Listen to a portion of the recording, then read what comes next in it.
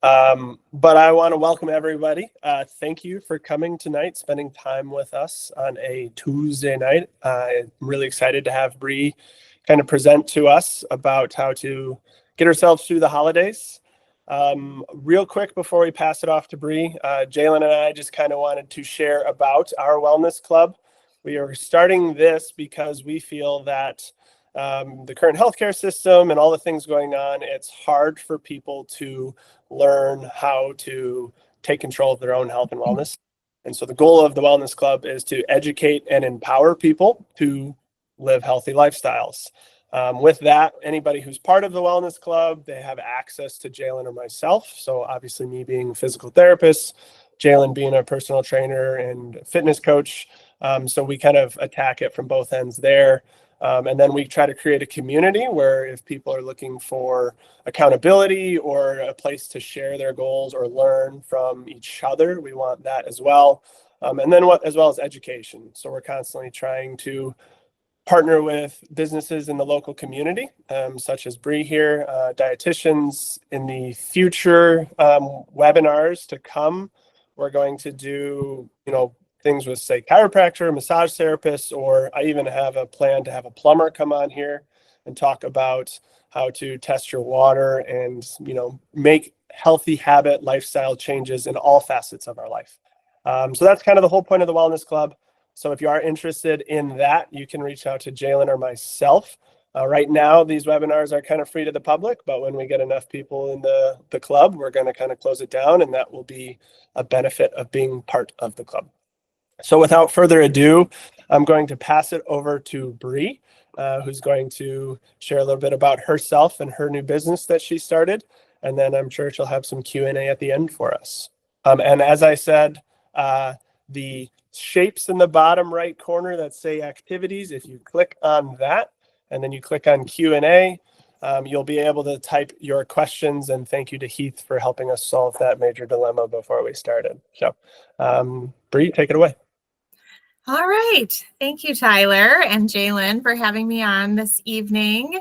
Welcome, everyone, to tonight's webinar, Health Over Hype, Intuitive Eating Strategies for a Balanced Holiday Season. My name is Bree, and I am really excited to be discussing this topic with all of you. This is a huge area of passion for me. I did my master's thesis on why diets are not really feasible long-term. And that's kind of what led me to kind of starting to learn about intuitive eating back when I was in grad school. So I've been using these approaches for the majority of my career, and it's just really an important topic for me. So I hope you all get some good benefit from this as well. Please feel free, like Tyler said, to put your questions in the box, the Q&A box. And I do have time, or I have planned for time at the end for questions. So feel free to throw those in there. So let's get started. So today's agenda, we are going to be kind of understanding the impact of diet culture and kind of the science behind why chronic dieting may be failing you. We'll be reviewing intuitive eating principles, mostly focusing on those that I think are the more useful ones for the holiday season. And then we'll kind of talk about some actionable tips for practicing intuitive eating during our holiday gatherings and beyond, as well as kind of how to navigate this holiday season with food without indulging too much or feeling too restricted. And then lastly, we'll wrap up talking about learning how to build that supportive environment around food. So that's where we're going. So what is diet culture? So this is the societal belief that thinness is equal or equivalent to our health or worth. And this is often kind of surrounding this encouraging of weight control, restrictive eating, focusing more on appearance versus our well-being, and often assigns moral value to foods and yourself for eating in a certain way. And this has a negative impact on us in the way of causing things like stress and guilt, A lot of times obsession over food or exercise as a result of diet culture, things like body dysmorphia, dissatisfaction with ourselves, with our bodies, and even disordered eating behaviors can come out of diet culture. So there's some ways that we can identify whether something subscribes to diet culture or not. So perhaps compliments surrounding how someone looks or for losing weight, foods that are assigning moral values. So think like guilt-free, good, bad. Thinking of things as like earned in terms of food through physical activity, and following a restrictive diet that outlines kind of a rigid set of rules that kind of ignores this internal hunger cue that we have inside of us, and tends to be disguised in language like lifestyle change. And these are good things to be aware of, right? If we're trying to move away from this way of thinking and into something new, we have to know kind of what to look for in terms of what's considered diet culture. So let's talk about something that's really important to address during the holiday season, the impact of diet culture itself. As much as the holidays are about celebration and family and togetherness, there's this underlying tension that I think a lot of people feel. And that's this pressure to conform to an unrealistic body standard and the expectations around that. And this pressure doesn't just come from outside forces, it comes from within us too, thanks to diet culture and kind of what it's done in our society over the years. So there's kind of this common messaging, right? New year, new you. I'm sure all of us have heard that at some point, or, encouraging some sort of diet or a pre-holiday cleanse or a post-holiday cleanse. And so, these are things that can really create more of this pressure around making changes to our diet that maybe aren't going to actually suit us in the long term. There's also this assertion that people gain tons of weight over the holiday season, which can in turn increase our anxiety around food and the holiday itself. And so something that I think is really interesting to just bring up briefly was a study that was done that looked at holiday weight gain that showed most individuals only gained about 0.8 pounds over the holiday months. Not significant at all. So really, it's important to just realize that there are bigger things at play here, right? So, there's a whole industry that is, profitable based on us feeling a certain way about ourselves and wanting to make these changes and subscribing to that pre-holiday cleanse, or, doing what we need to do to kind of get to this feeling of, I'm where I should be, right? But here's the truth. So, when we look at our holiday meals, right? Most people maybe only eat 5 to 6 holiday meals over the whole year, right? And, some of them, yes, they might be more clustered in one area or another, but it's maybe a big family dinner, it's a work party, it's a festive brunch. These occasions generally are fewer and far between than what diet culture would make us believe. I feel like there's this exaggeration that happens there, creating this illusion that every single holiday moment revolves around food. And it convinces us that the holidays are a time where we have to watch out, right? Or risk ruining our health goals or gaining, all of this weight. And this kind of makes the holiday season feel somewhat like a trap, right? We're constantly worrying about food and overindulgence and falling off track. And when we really step back and look at the reality, we see these moments are just a small part of the season. The rest of the time, we can still engage in mindfulness with eating and enjoy balance without feeling like the holidays are out to sabotage us. So the key here is to recognize how diet culture tries to exaggerate this narrative and how we can push back against that by embracing intuitiveness with eating. And so this allows us to start to make peace with food, during this time of the year and, of course, beyond. So how many times have we said, this time's going to be different?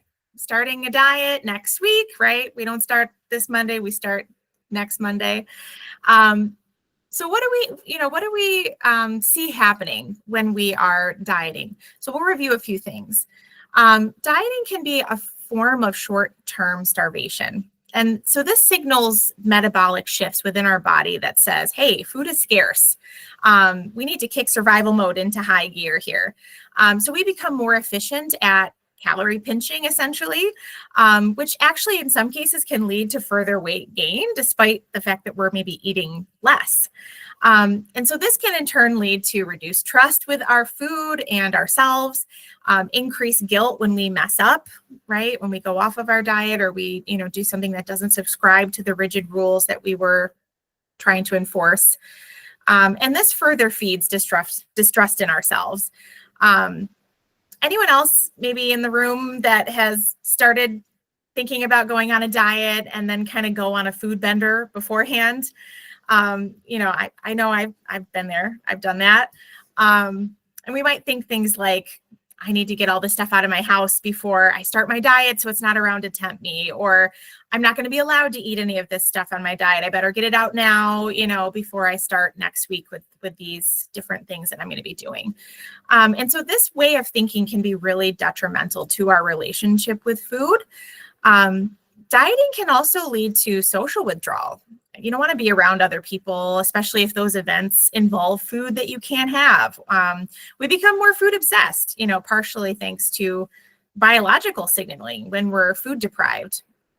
And we often see post-diet binge eating as a result of going off a restrictive diet and finally letting yourself eat more normally again. So here's what we end up with dieting. We're on a merry-go-round of disappointment. So you start a diet often triggered by this desire to lose weight or to change your body size. You follow the diet, you do all the things, you follow the rules, which often includes restriction of the amount or type of food that you're allowed to eat. You have this initial honeymoon period where the diet seems to be working. You're seeing the results that you want. And then oftentimes what happens is we see an increase in things like cravings and hunger. And then we feel kind of this level of deprivation or feel out of control. We end up giving in to those cravings and kind of breaking our diet rules. This might result in overeating or binging at that point. And then, of course, follows the guilt and the shame, the failure, feeling of failure, regaining lost weight, potentially gaining more even sometimes, with this vow that we're going to do better next time, right? And then starts the merry-go-round again. Something else I want to mention about this cycle specifically in reference to our cravings is we often see our cravings and giving into them as this like sign of weakness, right? Or a lack of willpower. But our cravings are often triggered, especially in these situations of restriction, by a physiological response to a chemical our brain makes called neuropeptide Y. And this specific chemical is responsible for triggering our drive to eat, specifically carbohydrates. And because carbs are our preferred source of energy, neuropeptide Y is kind of that kick in the pants to eat some carbs when you've been, maybe restricting. And your NPY levels can elevate even in short periods, like where you're fasting, right? Your NPY levels are highest in the morning when you wake up. You've been fasting overnight. So it's not that like you have to be prolonged restricting to see some of that drive to eat, but it's higher in those that have been restricting for a long time. So if you've been on a low carb diet, for example, for a while, or eating less than you should be, or skipping meals, you're going to have this neuropeptide Y kind of jump into action. So I want to make sure people understand that, because a lot of folks that I've worked with over the years just blame themselves every time they, kind of get off their diet, or they're not feeling strong enough to, withstand following these certain rules without giving in to cravings. And some of that is, your body's biology. This isn't like all on you to blame for what's going on in your body. So I don't want to spend a whole ton of time focused on studies, but I do want you to understand some of the science behind why diets are perhaps not working, or it at least proves to a degree that dieting is not the long-term answer. And there's a lot more studies out there than the ones I've listed here, but the conclusion we should be making from these studies is that dieting not only puts us kind of at risk. It's not just for the short term. It doesn't seem to work long term, but it also places you at risk for additional weight gain in the future. And so just to kind of summarize a couple of these things, because I just think it's really interesting, and it can help drive home this point. So UCLA looked at 31 long-term studies, and that kind of review showed 2/3 of those in the dieting group gained back more weight than they lost during the study. I can say from, my many years working with clients, I have had a lot of people come in and kind of talk to me about their diet history, and say like, yeah, I lost 10 pounds and then I gained 20 back. So I've seen this in real time, people really struggling with this kind of back and forth. Another really interesting one was looking at Finnish twins, age 16 to 25. They were divided into two groups. One was dieting, one was not. And they found that the risk of becoming overweight was 2 to 3 times more likely after one diet versus the non-dieting twin. And definitely showed also this risk increase as the number of dieting episodes increased. So the more times we go on diets, the more likely we are to see that increase in our weight. So just a couple of things there to keep in mind as far as how this drives home that dieting overall is perhaps not the way that we need to move forward with reaching our goals. So diets don't work, as I've been saying. What do I do instead? Enter stage left, intuitive eating. Yay! So what we want to spend more time on today is the principles and kind of how to enact this, but I'll just mention a few things as far as how, again, the science shows up for intuitive eating. We see things like improved insulin sensitivity. We see improved health markers, blood pressure, LDL, HDL. We see reduction in weight fluctuation, improved weight maintenance. There is more research that's needed in that area, but we are seeing some improvements there with the studies that have been done so far. And increased enjoyment with food, reduction in some of these like maladaptive eating behaviors that we have put into place.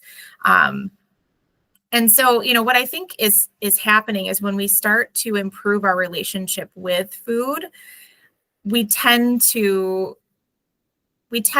notice more when food is either serving us well or isn't. And I think naturally we make different choices based on that information.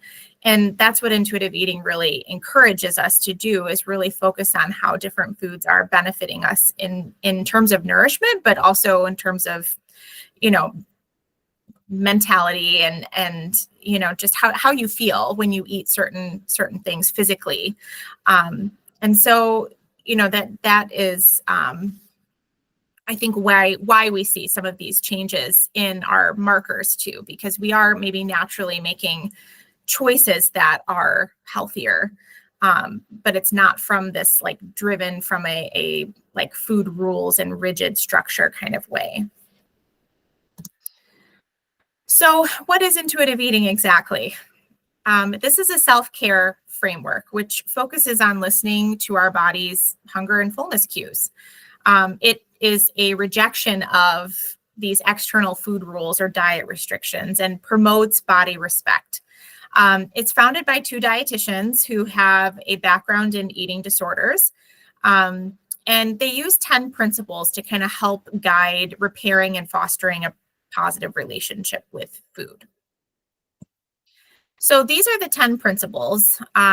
We've got rejecting diet culture, honoring your hunger, making peace with food, discovering the satisfaction factor, feeling your fullness, challenging the food police, coping with emotions with kindness, respecting your body, movement and feeling the difference there, and honoring your hunger with gentle nutrition. What we'll go into more detail on tonight are those that I think are most helpful to focus on around the holiday season. So first and foremost, in order to improve your inner intuitive eater, we have to let go of diet mentality. This is no easy feat, and it takes a lot of unlearning for most of us. It encourages letting go of restrictive eating patterns and even specific weight goals that you might have. And it explores your own dieting history, what it cost you potentially, and whether or not you've used dieting as a coping mechanism. So I'll challenge you today to start thinking about what parts of dieting, if you have been on a diet before, you could let go of, or what parts of diet culture you could let go of. Maybe it's weighing yourself less often or choosing not to participate in discussions solely around weight loss. So the second principle we'll spend a little more time on today is that of honoring your hunger. And there are a lot of things that can happen when we wait too long to eat. So when this happens, we might eat too quickly. We might overeat. We're less likely to think through our food choices or recognize when we're actually satisfied or full. So learning to honor this first biological sign of hunger really sets the stage for rebuilding trust with yourself and food. Diet culture will tell you that hunger is an enemy to be vanquished, but let's reframe this. Hunger is one of the ways your body is communicating with you. What is it trying to say? What does your hunger feel like? What sorts of sensations do you feel? How does hunger affect things like your mood, energy levels, or concentration? You might notice headaches. You might notice difficulty concentrating. You might notice that you're thinking more about food, or that you actually feel an emptiness or gnawing in your stomach when you're hungry. When we're really tuning into our body, we feel those things more. So I really love to use this scale with my clients. It's a great visual way to help you understand your hunger and fullness cues and how they may feel for you. So I would challenge you to use this scale to kind of check in with your hunger levels before a meal, during a meal, after the meal is complete. Because everyone's going to feel these things differently, right? And what 4 feels like to you is going to be different than the next person potentially. So it's important to work on understanding what each of these numbers feels like in your own body. So next, we're going to be talking about making peace with food. So when you take food off of this pedestal, it no longer feels like the shiny toy you're not allowed to play with. So viewing food in this neutral way will help kind of allow you over time to slow down, experience your food, and notice how you feel when you eat it. So let's use this example of deprivation of sweets, right? Let's say you're at work and somebody brings in cupcakes.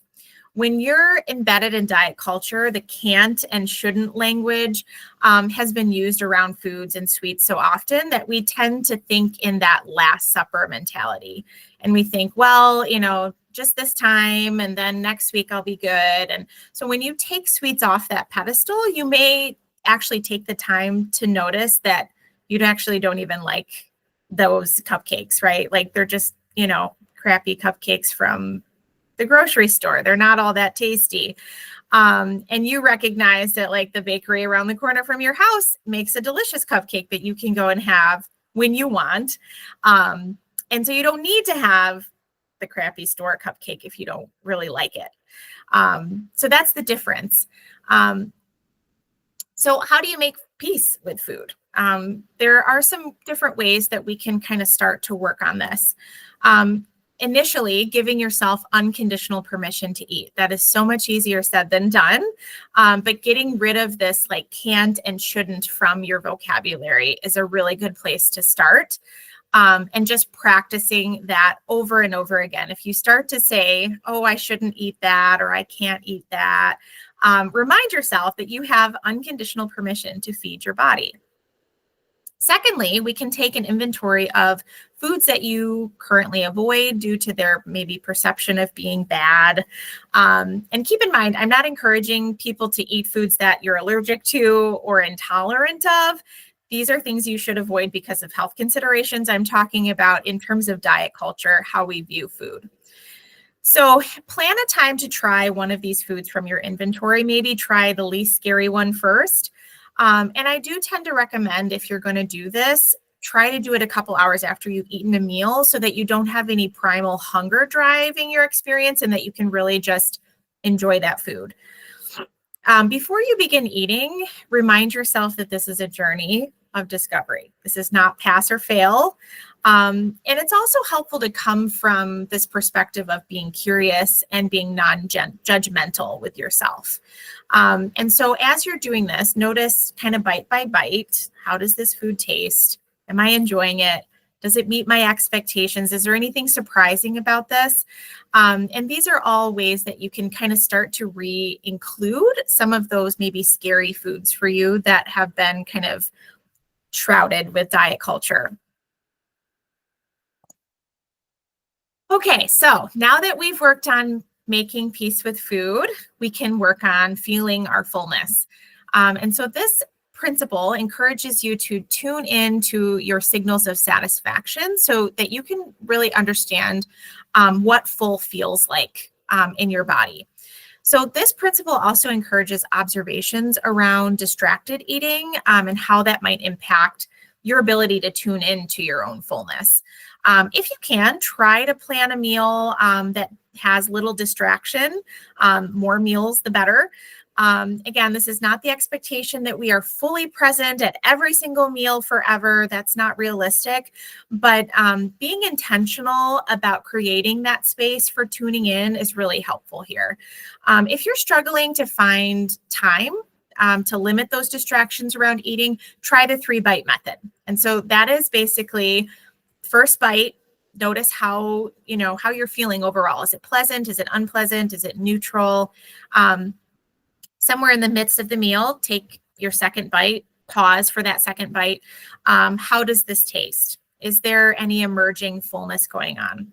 And then on your last bite, again, rate your fullness. You can use your scale to do this. Is it pleasant, unpleasant, neutral?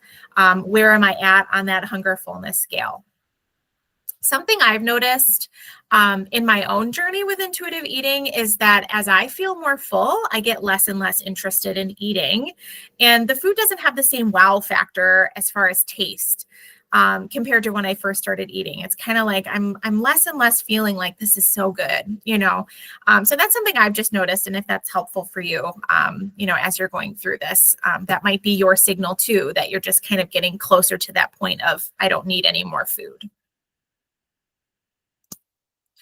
So the holidays are well underway at this point. And so how do we practice some of these things during a busy and stressful time of year? Being mindful with eating includes engaging our 5 senses in order to get more satisfaction out of our meals.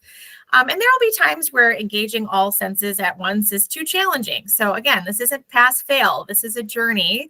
I tend to find that slowing down is one of the more challenging aspects of eating for a lot of people. So I've listed some different strategies that you can implement to try to work on this piece. So you can take smaller bites. Using a smaller utensil might be helpful as well.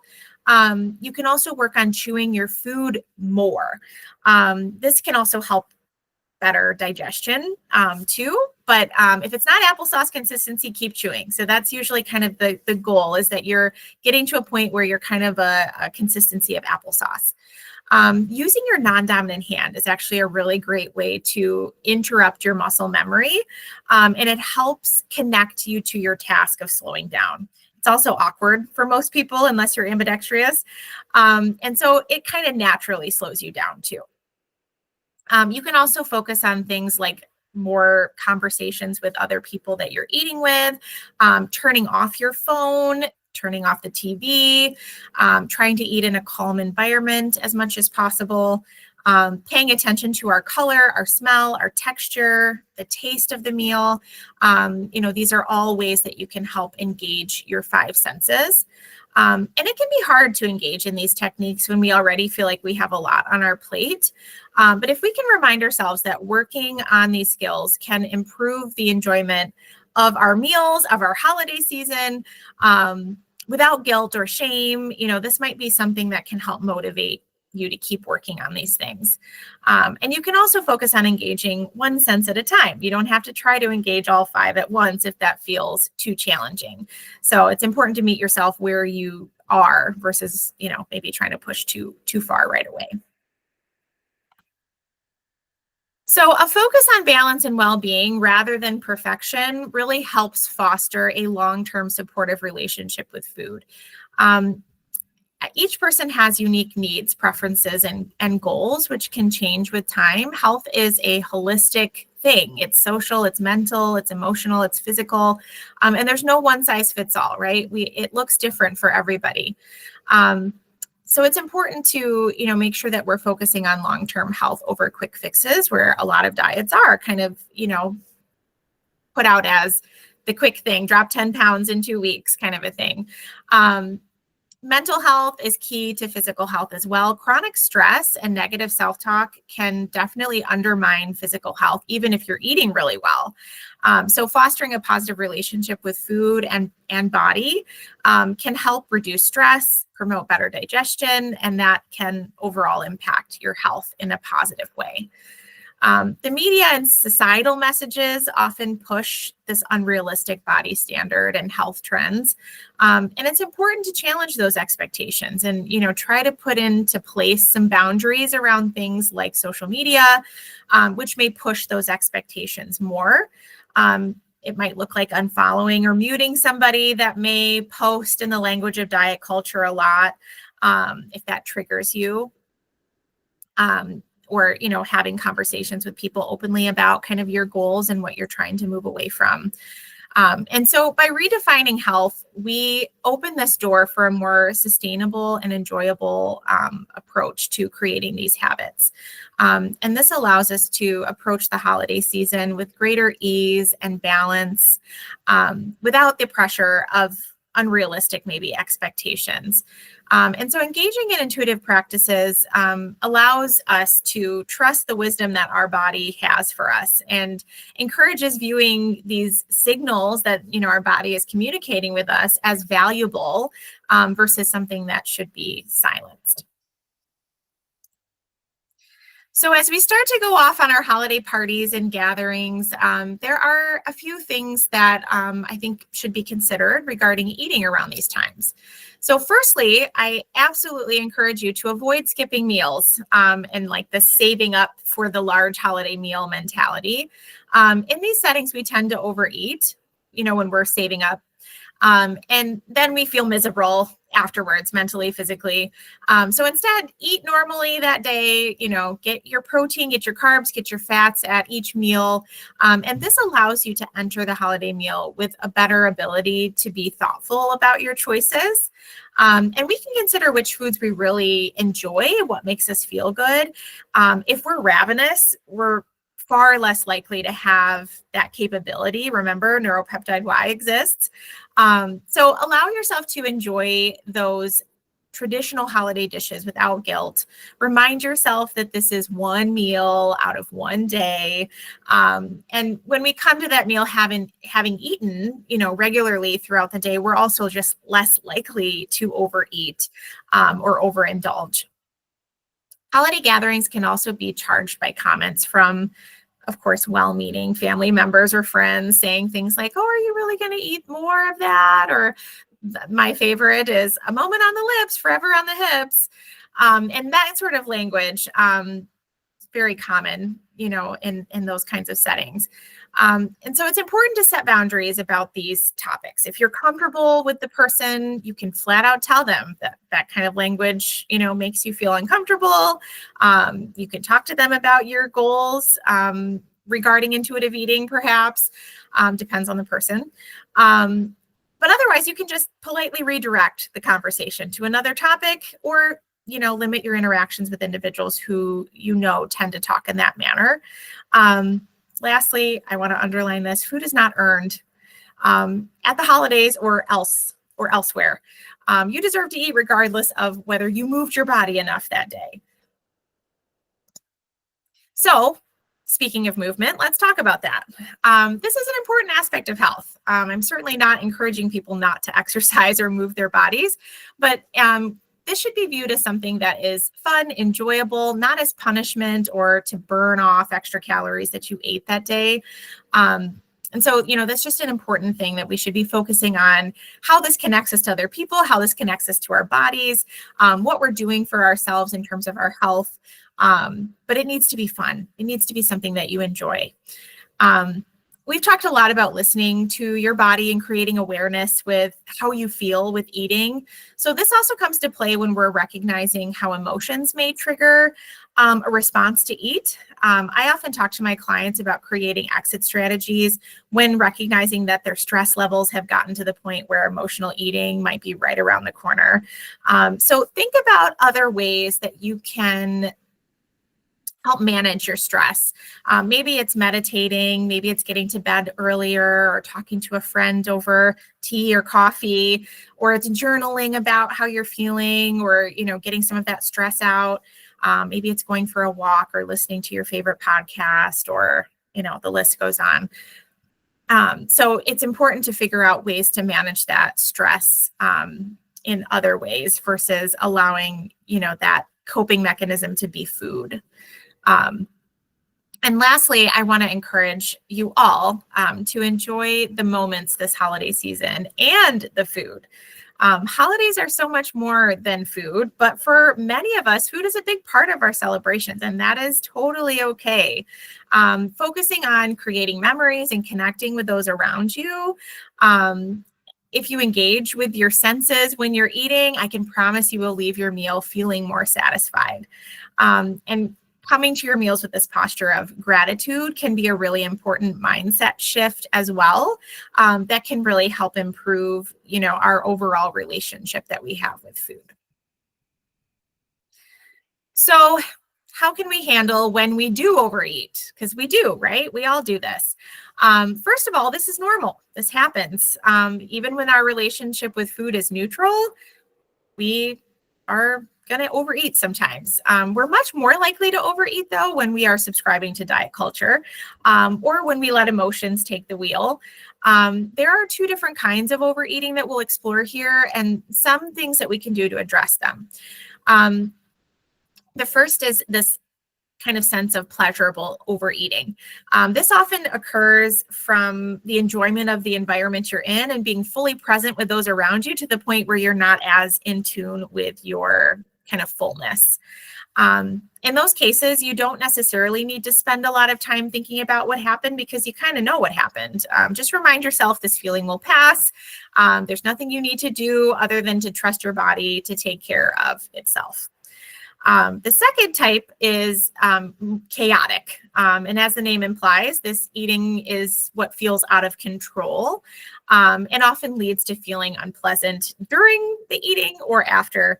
And this often occurs as a response to restriction, either physical or mental restriction.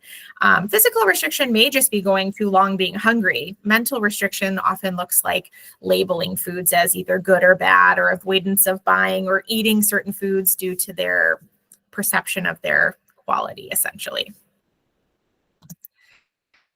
So there are a few different ways that we can address chaotic overeating. Approach those situations with curiosity and with grace for yourself. Try to make some observations versus judgments, because when does beating yourself up ever fix anything? Rather than spending time in this shame spiral that we tend to get into, just really get to approaching that situation with a deep breath and a reminder that these things happen. They can happen when you have a neutral relationship with food, or if, you're feeling emotional or some event happened or a circumstance that kind of pushed you to that point.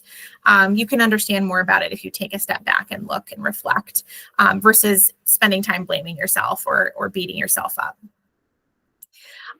If it felt more chaotic or uncontrolled, consider, what you may be able to do differently next time too. That's part of that reflection process. Regardless of what happened, creating the same team mentality is always a good way to move forward. Reminding yourself that you and your body are in this together. You're not fighting each other. And if you feel like these chaotic eating scenarios are happening a lot, I would definitely encourage you to seek support from a professional who can help work through this with you. So let's shift now into some tips to help you build a more positive relationship with food. First, it's important that you surround yourself with like-minded individuals who can help support this shift away from diet culture and can talk with you about food in a more neutral language. So places like the Wellness Club could be a great place to get some of that support. I would encourage you to shift away from the weight and diet-centered conversations. Have some alternative topics of interest that you can pull out when you feel like the conversation may be pulled toward diet, body image, or weight-centered topics. Focusing on spending time focusing on the joy and connection that you receive from being around other people can also be a great way to build a more positive relationship with yourself and with food as well. And so lastly, this topic of self-care is brought up a lot, and especially around the holidays. Stress and the hustle and bustle of the season is at its height right around now. And so, self-care can look different for everyone, but it's not like just taking a bubble bath. That can be a great, way to do some self-care. But it's also, really doing some work to understand your emotional needs and figuring out how to take care of those. That may look like setting firmer boundaries around certain environments or saying no to things that might stretch you too thin.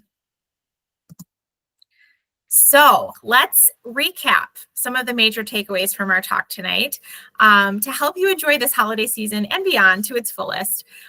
So we're going to work on rejecting the diet mentality. We're going to focus on nourishment over restriction. Honoring our hunger, listening to our hunger and fullness cues is a huge piece of reconnecting with our bodies. Practicing mindful eating, slowing down, savoring, approaching our food with gratitude. Remembering that health is holistic, emotional and mental well-being matter just as much as physical, and to set boundaries. Protect your peace from diet talk and social pressures. So before I open it up to questions, we have just shy of 15 minutes. I wanted to just take a quick moment to discuss my business and how I can help you dig deeper into a lot of what we discussed tonight. We're really scratching the surface in an hour presentation on this topic. So there's a lot more that could be done in one-on-one sessions. So as mentioned before, I'm a dietitian. I have over a decade of experience helping people manage chronic health conditions from a food freedom lens. I offer one-to-one personalized nutrition counseling currently virtually in the state of Michigan. And if you feel like you're needing some additional help in the arena of nutrition, improving your relationship with food, or help managing a chronic illness, especially gut health, that's kind of my area of expertise, I'd love to help. And so for those of you who are signed up for this webinar, I'm offering a 20% off your initial consult with me if you book your session with me before the end of the year. Not that we have to do the session before the end of the year, but if you book it before the end of the year, you'll get 20% off your initial consult. So you can get in touch with me if you'd like to do that. You can email me. My email's listed here. My phone number's listed here. And if you're interested in just learning more about me and my business, you can go to my website, reviveyournutrition.com. To learn more about that. I do offer discovery calls. So if you want to set some time up to kind of talk about your needs, we can certainly do that as well. So we'll open it up for some questions at this point. I think I saw several kind of coming in as I was talking. So let me see if I can pull up the Q&A section. Okay, so I'm just going to start going down from the top. So the first question says, so where is the a great place for someone to start to make positive changes if they don't start with any specific diet? So yeah, that's a really great question. What I would suggest, I guess it depends on what you mean by positive changes. If we're looking at like where we can maybe add things, right? So if you're kind of saying like, oh, I could eat more fruits and vegetables, right? That's a goal that I have. And I know that that's something that makes me feel better. We're connecting that to how we feel too, right?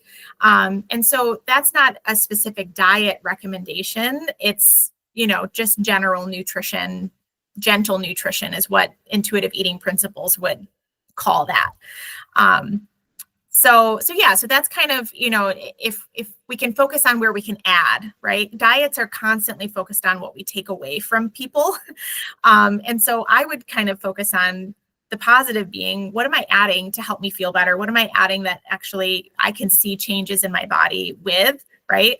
And I don't mean body size. I mean like energy level, bowel regularity. I mean, these are things that can really be helpful with just tuning in, right? And noticing those changes. Okay, so what are some tips for people who struggle with binge eating? I have no noticeable cues. So I would say in terms of that, initially, we probably want to do some work with understanding some of those triggers. So where is the binge eating coming from, right? Are we triggered by stress? Is it an emotional response? Is it boredom? That's probably some of the things I would kind of dig into first. Because if we don't understand the root there, it might be tricky to figure out how to address that. The cues piece also, I think, comes from being disconnected from your body.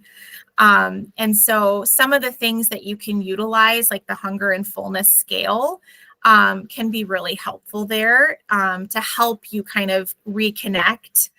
You can try that 3-bite method that I was talking about earlier as well, where you're checking in with your body at different times during your meal. And if you're struggling with even like remembering to do that, maybe set some alarms, to kind of trigger that. To remind yourself, oh yeah, I'm supposed to check in, now. So those would be some things to maybe start with. But I think, probably would be better served kind of digging into that more deeply in like a personalized type of way. Okay, so it can be overwhelming going into the grocery store with all the labels and selections. Any tips on tackling buying habits over time? I guess I'm not maybe fully understanding the question. Tips on tackling buying habits. So are you thinking more in response to like how you're spending, like budgeting, or is it more like having to like deconstruct a label and kind of understanding kind of how labels are in the grocery store? Can you respond to that down below? How to change buying types of food. Okay, yes. So yeah, I mean, I think the motivation there too should be, can we allow all foods in a way that feels supportive for us? I don't know, I guess in terms of like changing, it would kind of come back to again like that, where can we add? Like what are we missing from maybe our grocery list? If we do like an inventory of what our typical buying habits are like, do we notice that we're missing anything from the major food groups, right? Are we getting fruits, vegetables, proteins, carbs? Okay, let's drill down into each of those categories. Where could we expand, right? If we're only ever buying bananas, could we also buy apples? Could we do grapes too? Could we grab carrots if all we ever buy is celery? Kind of looking at expanding in that way. Does that help? I hope I'm answering your question. Okay, I'm scrolling down to see. Okay. Let's see. So here's a great question. I get so overwhelmed trying to eat well that oftentimes I just won't eat or just eat junk. Any helpful tips there? So yeah, I mean, it can feel like that anxiety piece, right? We're constantly focused on, I think a lot of times what society or social media in this day and age, more likely is pushing as like what we should be doing. And if we're not doing that, we feel like we're messing up, right? And so I would say in that situation, first of all, give yourself grace. Come to yourself with compassion and remember that you have unconditional permission to eat. And that balance is not achieved at every single meal, every single day. That's not the expectation, for anybody, that you need to be 100% balanced and you look like the my plate, right? That's like the new pyramid, proteins, carbs, fruits, vegetables, kind of all in this beautiful, exact perfect ratio. That's not what we mean when we say balanced. We say over the day, over the week, over the month, you're going to get all these different pieces of the puzzle. You're not necessarily going to do that at every meal. So first and foremost, you need to nourish your body, and reminding yourself of that is really important. And taking some of that pressure off, it doesn't have to be perfect, but you do need to eat. And there are lots of, negative effects when we don't, and that even can lead us to eating more junk, because by the time we, get to that point of, oh my gosh, I'm so hungry, I could eat my arm. Then of course we're going to go for the most convenient, the quickest, like grab the potato chip bag, open it up, hand in the bag, right? Like we're not going to be thinking clearly even, because we've gotten to that point of no return. And so reminding yourself of that too. When we get to that point of no return, it's much harder to make decisions that make us feel good, right? And so eating regularly is a way to help actually moving away from some of those foods that maybe aren't as helpful for us. Okay, what is your opinion on the new GLP-1 medications that are being used for weight loss products? To follow that, those that choose this method or assistance, any tips you have to reduce the incidence of muscle atrophy? Wonderful question. GLP-1s are like the craze right now, right? There are so many people talking about this. And yeah, I mean, coming from the lens of food freedom, I tend to be a little weary of these kinds of meds, especially if they're meant to be utilized for a short period of time. And we're not necessarily addressing the root cause of our eating issues potentially. I have seen some physicians that are prescribing GLP-1s in conjunction with talking with a dietitian regularly.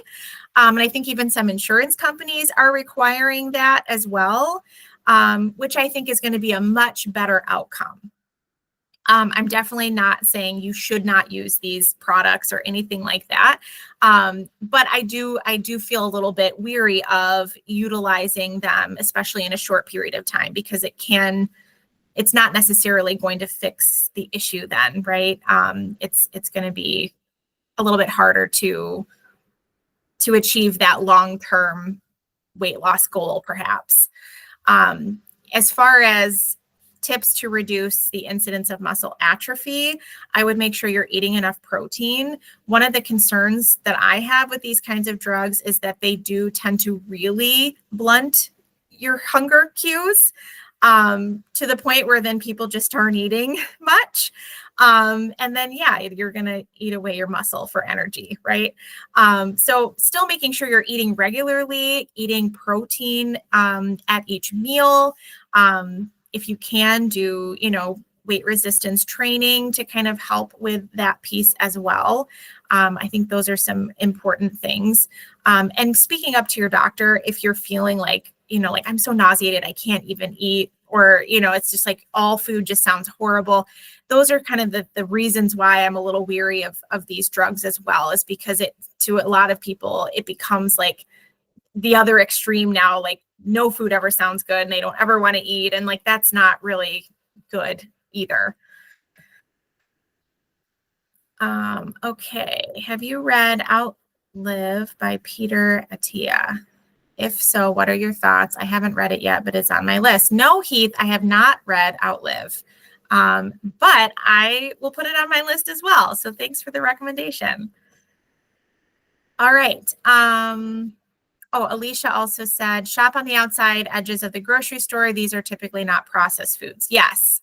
Yeah, that is the case in most grocery stores. If you stick to the perimeter, that is generally where our least processed foods live. Although again, like in my kind of framework of intuitive eating, I do feel like all foods can fit. I know that sounds weird coming from a dietitian saying like, yes, some processed foods might fit in your diet as well. I don't mean that as like this should overtake, nourishing and balanced and nutrient dense foods, but there's also a balancing act there where, it might be unrealistic to completely unsubscribe from eating Oreos, for example. But, we don't have to eat the whole sleeve, right? If we're being intuitive, we are maybe eating one or two and saying, this feels good to me. This tastes good. I eat more than two and I'm going to feel sick. And I also know that I can eat them anytime I want to because I'm not on a diet that's telling me I can't, right? So there are some things there that, intuitive eating can address some of that. Like, it's not just, you have free for all to eat whatever you want, whenever you want it. Like, no, it's more complex than that. And that, you're really thinking through and tuning into your body. So we are at 8:01, which we did great. I think we answered all the questions. Were there any other questions that I missed or anything else follow-up wise? I'm just scrolling through. I think I got all of them that were posted during the talk. So I think we're good. Perfect. Thank you all for your attention this evening. I really appreciate all of your wonderful questions. It's been great talking with you all. Thank you for coming on. I know it was very helpful for me, and it's also good to know because it's one of those things that I'm gonna have my milk and cookies. So good to know that I can keep having those. Yes. But yeah, I do recommend everybody that's watching. Obviously, reach out to any one of us three if you have questions, or we can forward more questions on to Bree. I highly recommend even just setting up a session with her, just to ask her questions, learn more about her, pick her brain a bit. Because again, one of my favorite books called Atomic Habits, one of the biggest things I take away from that is when they were talking about helping somebody quit smoking. It's like, I'm going to quit smoking or I'm not a smoker. So like changing that internal person who you are in regards to, it's very different, and you're going to have much more success at what you want to do in life when it regards to your health and wellness. If so for example, I want to eat healthier is very different than I'm a healthy eater, because you just are believing that. And I think Bree is kind of going down that road with people. So if you feel like that would be beneficial, highly recommend you talking with her about that. So thank you, everybody. And yeah, have a great night. And if you're interested in the Wellness Club, let us know, and we'll see you next month with the next one. Thanks, everybody. Have a good night. Bye-bye. Bye.